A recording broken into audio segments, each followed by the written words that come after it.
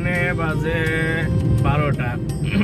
তাই নিয়ে নামাই দিলাম লাল বাহাদুর দিকাইনা রানীর বাজারে সেন্টারে। তো এখানে আমার 3:30টার দিকে আনার কথা কইছে। তো 3:30টার দিকে তো আনার কথা কইছে, এখান থেকে আবার মনে হয় জিরানিয়ার দিকে যাইব। ঠিক আছে, তো বাকি কথা আবার 3:30টার সময় হইব।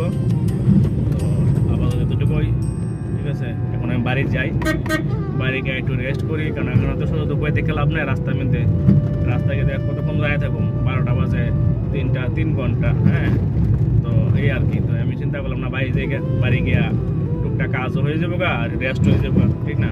এখানে তো শুধু দুপুরে দেখে লাভ নাই, তো গরমও আছে না। বাড়ি যাই গে এবার, ওখানে তো গাড়ি খালি, পুরা গাড়ি খালি। 7 দিনের সময় আবার লুমো লুই আবার পরে শেষ, ঠিক আছে। আপাতত যতটুকুই কন্টিনিউ করতে থাকো।